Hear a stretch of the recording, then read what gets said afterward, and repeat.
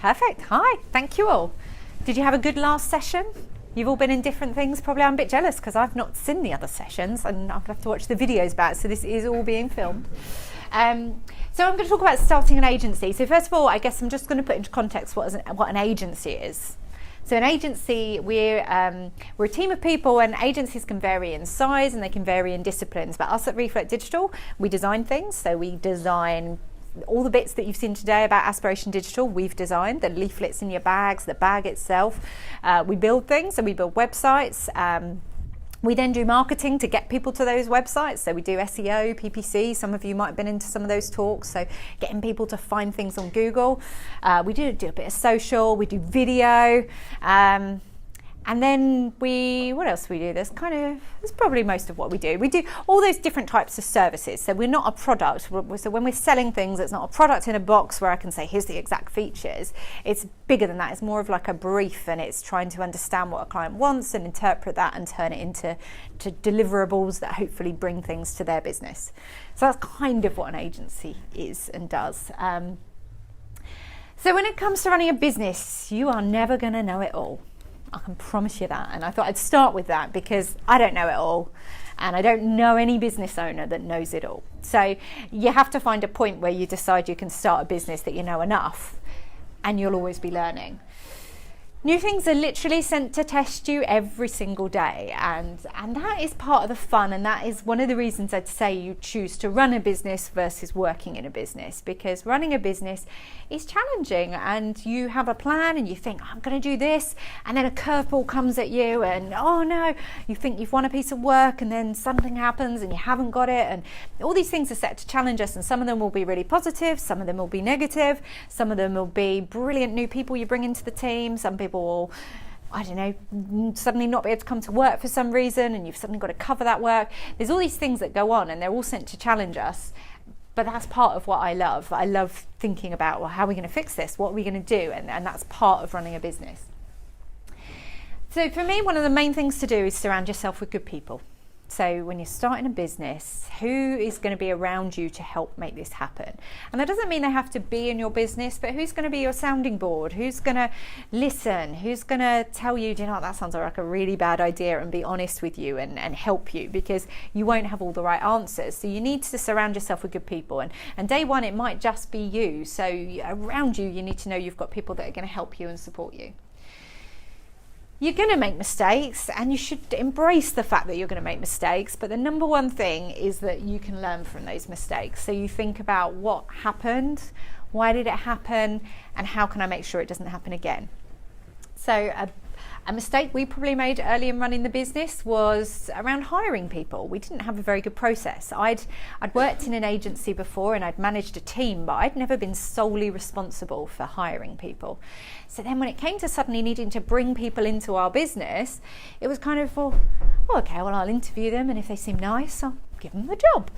And sometimes that worked, and sometimes it didn't work. And what I hadn't realised was, one, I don't think I was clear enough at that point in the early days of what our values were and what I was looking for from a person, more than just the skills to do the job. What did it mean to be the type of person to work in the Reflect Digital culture? But I also didn't necessarily know the process I should be putting them through. So we now have quite a rigorous process where we've learned from our mistakes that they come in for a first interview, then second interview we'll normally set them a task. So something that should be within their skill set based on their type of role. So we're not trying to trick anyone or anything like that. It's kind of a task they should be comfortable doing. And then we ask them to come back and present what they've done with that. And that helps us to see their approach and how they might do things.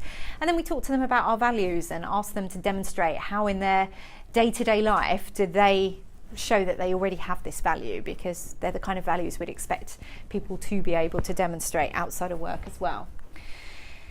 Be prepared to give everything. And it really is, especially in startup stage. Like, yes, you get to a more comfortable stage in a business where maybe all the cogs are working and everything's turning right, and you maybe don't have to give your all as much as you had done.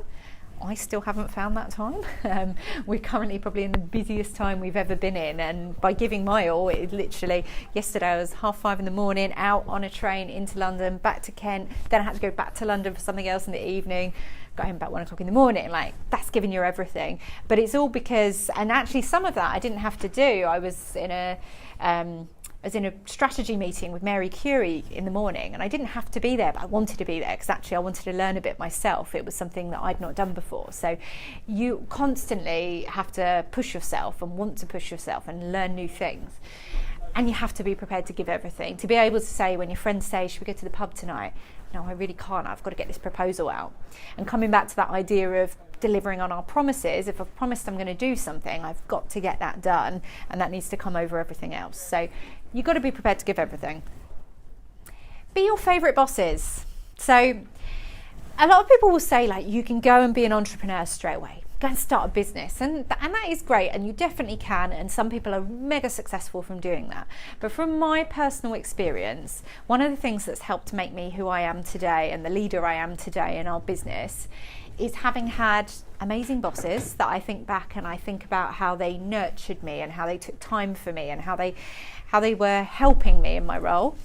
And then I think about the really horrible bosses, the ones where if they said my name, my stomach would curdle a little bit and I'd be like, I don't really want to talk to them, and my legs would be shaking and I'd feel horrible about it. And I didn't really like going to work there.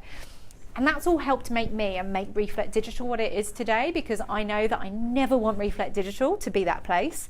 I don't ever want anyone on a Sunday night to feel sick thinking I don't want to go to work tomorrow because it's horrible.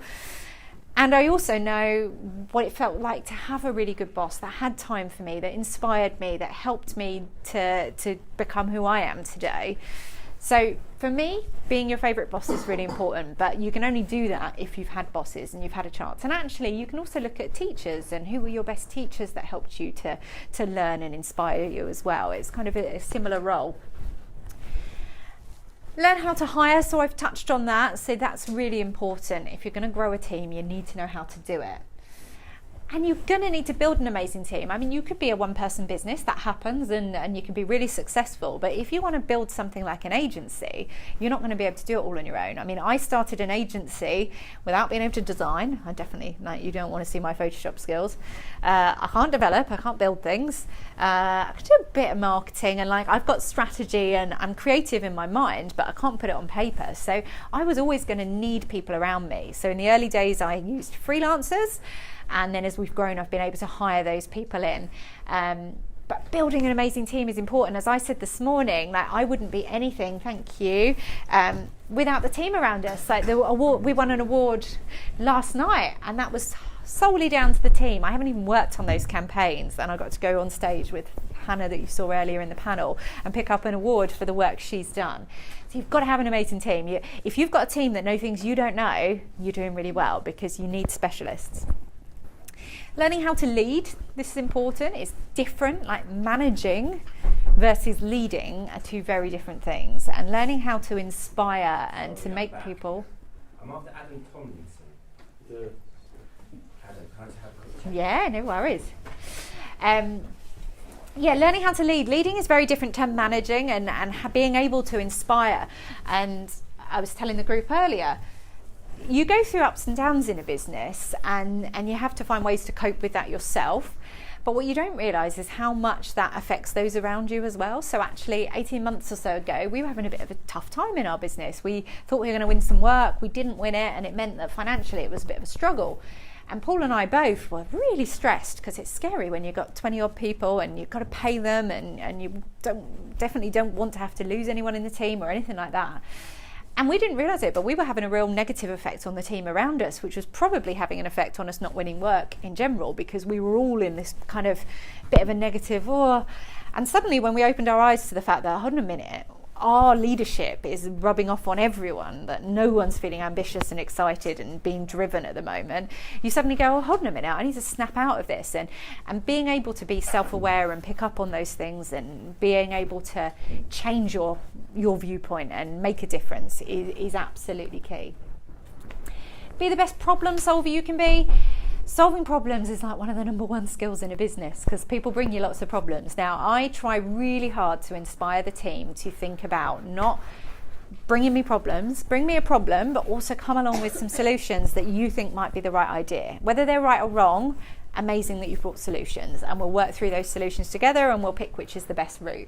So being a problem solver is really important in a business, but if you're leading a business, it really is like the key thing. It's learning, how am I going to look at, like at the moment, one of our biggest problems at Reflect Digital is we have got so much work, which is great. We're winning new stuff, we're getting loads of pitches in, but we don't have enough of the team to deliver some of it. So we need to problem solve around that. We need to get extra support in, we need to hire. And actually today's part of the solution to that. It's not a quick solution, but it's a long-term solution of inspiring you guys to think about digital and think about that as a career path so that we don't have this digital skills gap that's happening. Work with specialists. So I was quite headstrong probably early on in running the business. I thought, oh, yeah, I know what I'm doing. I don't want too much input from other people necessarily. I'm going to do it my way. But actually you realise you need those specialists around you. So one of our best partners at Reflect Digital is our accountancy firm.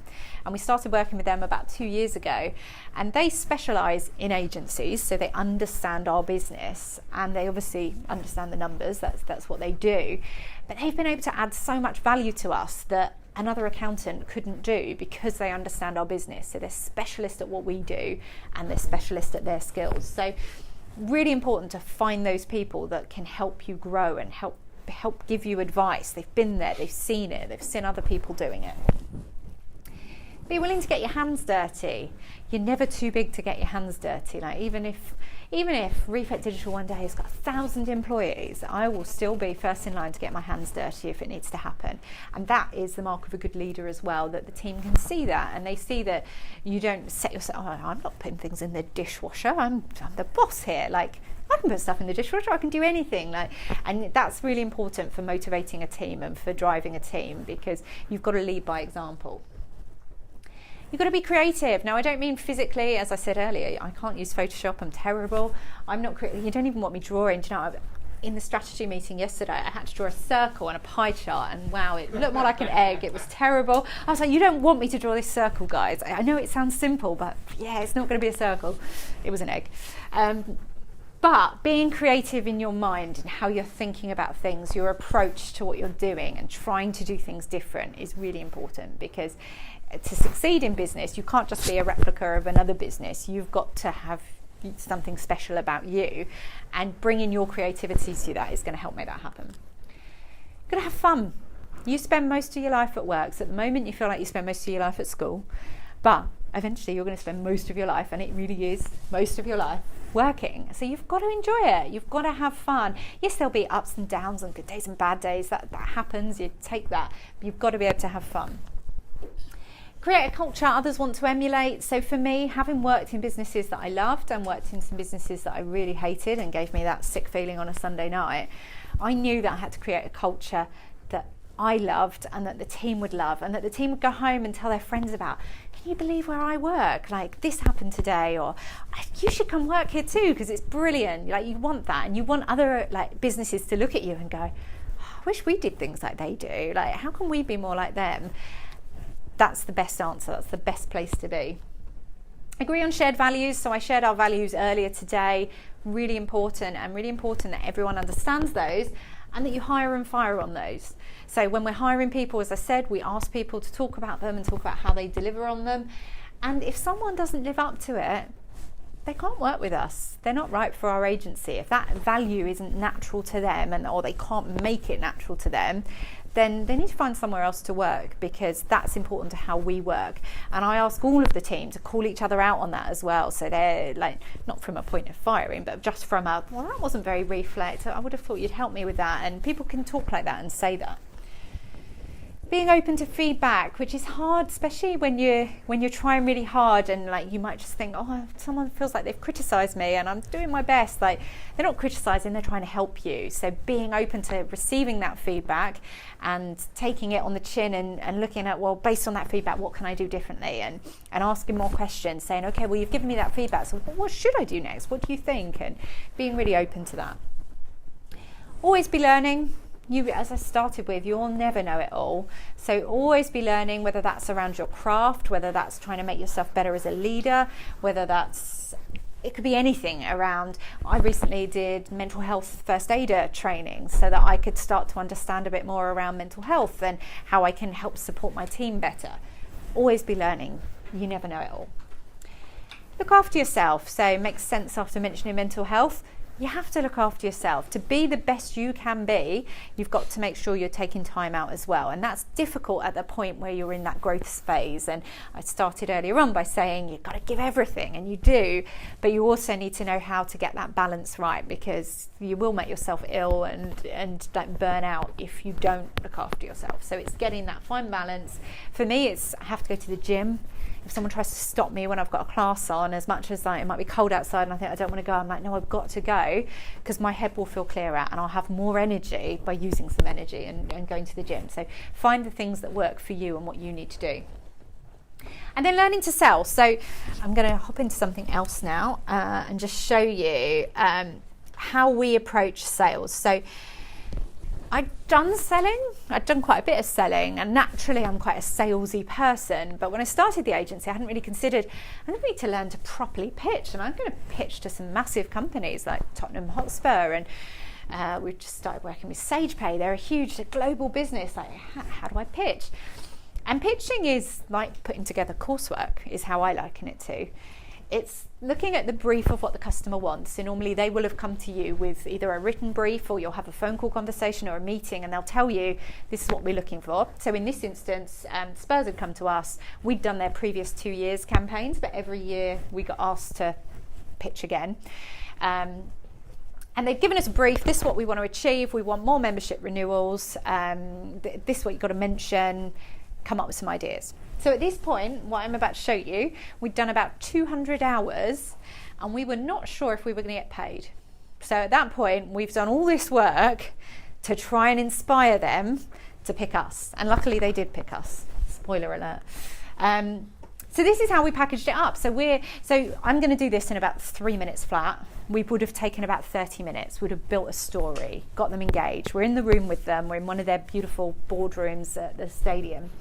So looking forward to success, looking forward to progress, and looking forward to Wembley, because this was the year that they were going to be at Wembley, and then the future, this was the CGI of their new stadium. So we're building up the story.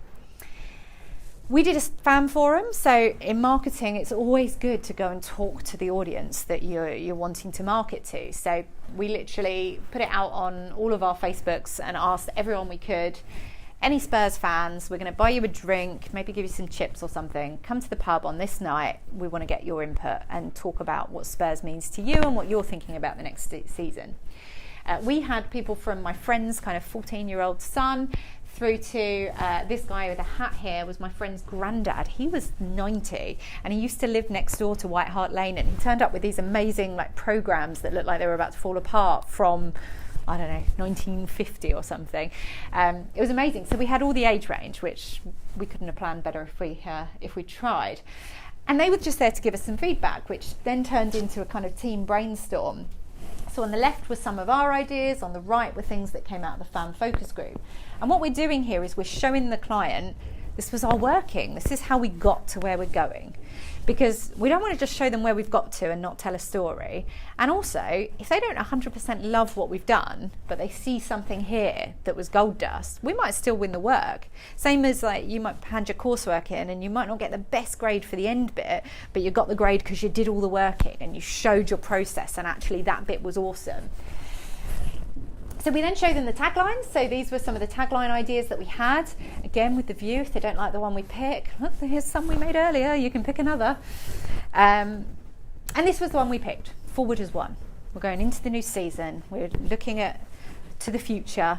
We're going forward as one, and their club membership is One Hotspur. And then we started to create all the artwork, and I won't talk you through all of this because we're short on time, but we've done things like this. Here was a lovely idea around using the player artwork and then layering the fans into the player artwork, and I'll show you later on a social campaign that we had to come off of that. So this was all artwork for printed materials. So we are predominantly digital, but this was a lot of printed work for Spurs. So this was to go to all of their members that were current members, asking them to renew for the next season. These were the kind of assets. So what we mean there is these are the assets that across all the different bits of artwork, whether that's online or on paper or wherever they see it, these are the type of assets we keep using to keep it all consistent. So from a fan point of view, they're like, oh, this all feels like the same campaign. these are just some of the internal spreads, and I'll just flick through a few of these. So we're showing them what layouts might look like, showing them some different variations, showing them how it will be personalised as well, showing them envelopes, and what the suite of the 3 bits that went in the envelope might look like. That was what the landing page would look like. And then this was our social engagement idea, was that people could hashtag THFC selfie, and then they'd put their photo in, and then they might be able to star in some of the artwork. So and this wasn't part of the brief, they didn't ask us to think about social, but we were going over and above to sell in a story and an idea. Then we went on to the junior stuff, so different look and feel, different messaging, because it's a very different audience. It's also as an audience one where you have to consider the young person themselves, but you also have to consider the parent, because actually it's probably the parent that's paying for it, especially when it's like 6 and 7 year olds. So it's how do we make sure we're getting the right messaging in there for both. So I'll flick through this. With this we had 2 concepts. So we had this one, which was very on brand for what they'd done before, and then we had this one which was slightly different, and this was actually what they went for. So it was at the time that Harry Kane and Dele Alli had done this like handshake thing that was going a bit viral online. So we thought, well, let's use that as a campaign. So that's what the look and feel was. And then I can't actually show you the video, but this was again added extra. This was extra mile for us. We got my friend's kid and his friend to do their own handshake, and we filmed it, and then as part of the pitch we clicked on that and we could play the video, and it was a 20-second video, but it was great because they were like, wow, so we could turn this into a social campaign, and parents could send these in for their kids, and maybe they could win and come and actually do a handshake with Harry Kane or something. And it was showing this over and above wider campaign than what they'd actually just asked us to do. These were then media channel bits, and then we kind of end with a thank you. We're excited for our place in your future. And we won the work, and it was a good thing too, because we'd spent all that time on it. But that's what you have to do in an agency. Sometimes you'll put all of that time and all of that effort in, and you might not win it. So you have to learn how to do the sales process and how that works. And then I'm just going to end my bit with remembering the power of thank you. So I finished that pitch with a thank you. But when it comes to running a business, this word gets forgotten sometimes. And I think, and that's what I definitely have seen from some bosses that I've worked with. And that power of thank you is so important. It's so key to motivating people. And sometimes it's not money that they need. They just need to feel appreciated for the work they're doing. So I'm going to thank you for all your time. We've got a question up front here. Yeah, just like in my school, we done a business challenge, and we had to come up with something similar. But we got told that using a thank you is quite immature when using it to like pitch to other businesses. We got told like not to. Oh, really? Yeah. I would always, because they've given their time to listen to you, and they'll have given time when they've originally given you the brief, and they might have given you time where you can ask some questions in between, and they've been willing to listen to you. So for me, there's never a world where thank you's not allowed. Like, it's a really powerful thing that people sometimes forget about, and it's so yeah. I'd question that and go back and try and understand, like, why did they think that was, maybe like the way you say it, I don't know. But just that thank you in the context of the fact that they've given you time is really, really powerful, I think. So, any other questions? When looking at people's CVs to bring in for interviews, what are like do's and don'ts? I would say, so I always look for what have they done extra. Like, everyone has to go to school, everyone has to get their grades, and you'll get better grades, worse grades, that's all fine. But what have you done on top of that? How can you, so as I said this morning, being here today, put this on your CV. I took time out to go to this. I didn't have to go to this, I chose to go to this thing.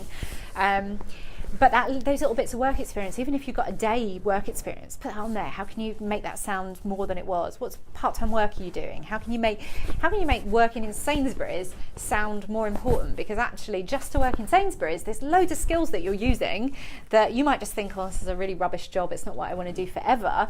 But wow, you're learning skills there, and you're learning customer service that actually is applicable then to lots of other jobs. So it's kind of, how can I take everything and package it up in a CV?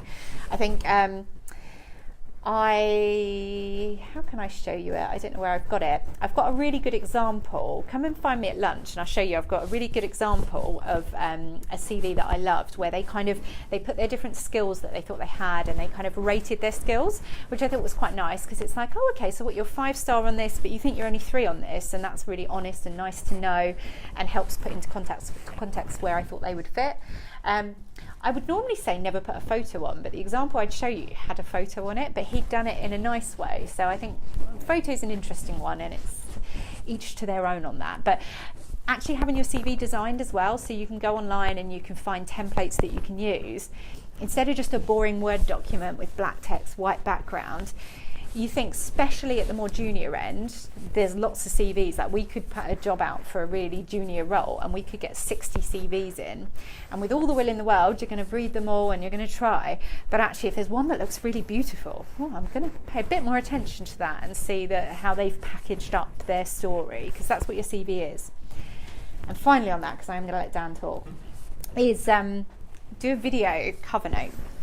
This to me is like, I don't know why more people aren't doing it, because we're all getting more comfortable at being on video. So just set your laptop up and sit there and just do a little 2-minute video, put it on YouTube but private, only with the link, and just, I saw your job come up, I think it looks fantastic, I'm really interested in it, I've done this, this and this, which I think would help towards it, I love the fact that your company does this, and put that on the covering note to go with it, so that actually they can see you and they start to use their senses more, they can hear you, they can see how you present yourself, and wow, they're going to remember that. So to me, that's like the ultimate. If someone did that, I would 100% interview them. Whether I hired them or not, I don't know, but they'd 100% get through the door to come and have an interview with me. So please don't all do that tomorrow, because that's going to be a lot of interviews. Thank you very much. Thank you all. I'm going to get Dan's slide on.